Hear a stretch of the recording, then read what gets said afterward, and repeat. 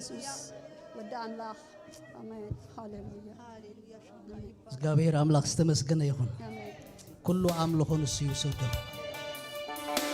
እግዚአብሔር ዓብይ እጅግ አቀጽና ከነመለኩ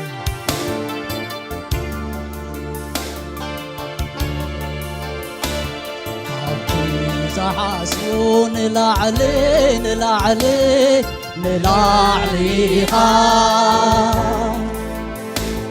أبتزقمتون لعلين لعلين لعليها قاتي زحاسون لعلين لعلين لعليها تزقمتون لعلين لعلين لعليها عزيغا عبي عزيغا فلوي عزيغا كروريغا إكزابير عزيغا عبي عزيغا فلوي عزيغا كروريغا إكزابير حاسبون لعلين لعلين لعليها قد تزقمتون لعلين لعلين لعليها قد تزقمتون لعلين لعلين لعليها تزقمتون لعلين لعلين لعليها عزيغا عبي عزيغا فلوي عزيغا كروريها إكزابير عزيغا عبي عزيغا فلوي عزيغا كروريها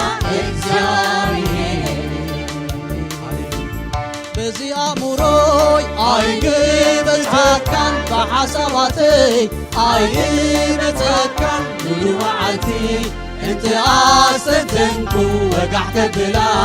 ليتك حاضركو እግዚአብሔር አብዩ መልኩ እግዚአብሔር አብዩ መልኩ እግዚአብሔር አብዩ መልኩ በዚህ አእምሮይ አይምትካን በሐሳባተይ አይምትሐካን ሙሉ መዓልቲ انت عاصنتنكو وقعك بلا ليتتحادركو እግዚአብሔር አብዩ መልኩ እግዚአብሔር አብዩ መልኩ እግዚአብሔር አብዩ መልኩ አንቺ ዝፍልቶን ላዕሌን ላዕሌ ላዕሌኻ قمتون لعلين لعلين لعليها قدي زحزتون لعلين لعلين لعليها قدي قمتون لعلين لعلين لعليها عبي عزيغا كلوي عزيغا كروريغا إكزابير عزيغا عبي عزيغا كلوي عزيغا كروريغا إكزابير مصحف قدوس كنتي زبلكا منفس قدوس اما زقبصكا يسوس كمو ود أملاخيخا زنقلاس زي رقيبي خباخا يسوس كريستوس قويتاي قابلكا ክርስቶስ መሲሕ ኻብለካ ኢየሱስ ክርስቶስ ጎይታ ኻብለካ ገሊኦም ኤርምያስ ተበሉ ገሊኦም ዮሐንስ ተበሉ ገሊኦም ኤልያስ ተበሉ ገሊኦም ነቢያት ተበሉ ንስኻ ገና ካብኦም ትፍለይኻ ብዙሕ ነገር ኣሎ ሕልል ዘብለካ ስጋን ደምን መዓዝ ይገልጸካ ኣቦ ጥራሕ እዩ ዝፈልጦ መንነትካ ሰባት ኩሎም ይመለሱ ኣይደናገሩ ቃላት ኣፎም ሓሳብ ልቦም እስከይለስዩ ከምዝምለት ይፍለጡ ብሓቅን ብመንፈስን ወዲ ሕያው ኣምላኽ ክርስቶስ ከም ዝኾነ ንሱ ኣብቲ ዘፈልጡ ንላዕለ ንላዕለ ንላዕለ ኢኻ ካብቲ ዝግምቶ ንላዕለ ንላዕለ ንላዕለ ኢኻ ካብቲ ዝፈልጦ ንላዕለ ንላዕለ ንላዕለ ኢኻ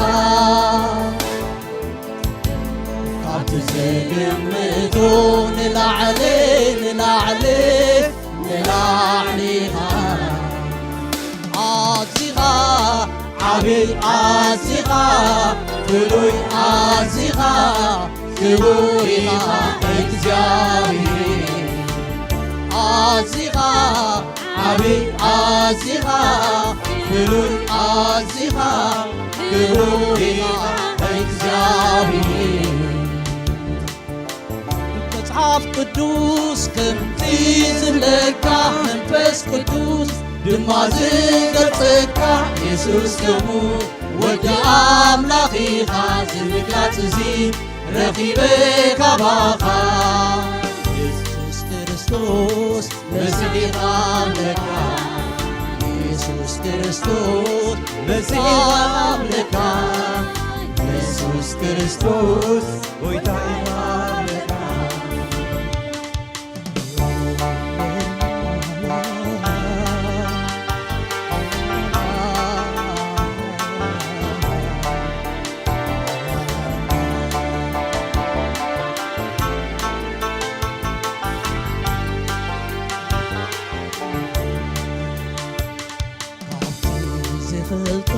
ንላዕለ ንላዕለ ንላዕለ ኢኻ ካብቲ ዝግምቶ ንላዕለ ንላዕለ ንላዕለ ኢኻ ካብቲ ዝፈልጦ ንላዕለ ንላዕለ ንላዕለ ኢኻ ዝግምቶ ንላዕለ ንላዕለ ንላዕለ ኢኻ ኣዚኻ ዓብይ ኣዚኻ ፍሉይ ኣዚኻ ክቡር ኢኻ እግዚአብሔር ኣዚኻ ዓብይ ኣዚኻ ፍሉይ ኣዚኻ ክቡር ኢኻ እግዚአብሔር በዚ ኣእምሮይ ኣይግምተካን ብሓሳባተይ ኣይበፅሓካን ሙሉ መዓልቲ እንተ ኣስተርትንኩ ወጋሕ ከብላ ለይቲ ተሓድርኩ እግዚአብሔር ዓብይ በልኩ እግዚአብሔር ዓብይ በልኩ እግዚአብሔር ዓብይ በልኩ መጽሓፍ ቅዱስ ከምቲ ዝብለካ መንፈስ ቅዱስ ድማ ዝገልጸካ ኢየሱስ ከሙ ወዲ ኣምላኽ ኢኻ ዝምግላጽ እዙ ረኺበ ካባኻ ኢየሱስ ክርስቶስ ጎይታ ኻብለካ ኢየሱስ ክርስቶስ መሲሕ ክርስቶስ ጎይታ ይኻብለካ ገሊኦም ኤርምያስ ተበሉ ገሊኦም ዮሐንስ ተበሉ ገሊኦም ኤልያስ ተበሉ ገሊኦም ነቢያት ተበሉ ንስኻ ግና ካብኦም ትፍለይኻ ብዙሕ ነገር ኣሎ ሕልም ዘብለካ ስጋን ደምን መዓስ ይገልጸካ ኣቦ ጥራዩ ዝፈልጦ ማንነትካ ሰባት ኩሎም ይመለሱ ኣይንተናገሩ ቃላታፎም ሓሳብ ልቦም እስከይቐይሩ ከም ዝምልኽ ይፍለጡ ብዓቅል ብመንፈስን ወዲ ሕያው ኣምላኽ ክርስቶስ ከም ዝኾነ ንሱ ኣብቲ ዝፈልጡ ንላዕለ ንላዕለ ንላዕሊ ኢኻ ንላዕለ ንላዕለ ንላዕሊ ኢኻ ኣብቲ ዝሓልፉ ንላዕለ ንላዕለ ንላዕሊ ኢኻ ኣብቲ ዝግምቱ ንላዕለ ንላዕለ ንላዕሊ ኢኻ ኣዚኻ ዓብይ ኣዚኻ ፍሉይ ኣዚኻ ፍሉይ ኢኻ እግዚአብሔር ኣዚኻ ዓብይ ኣዚኻ ፍሉይ ኣዚኻ ፍሉይ ኢኻ እግዚአብሔር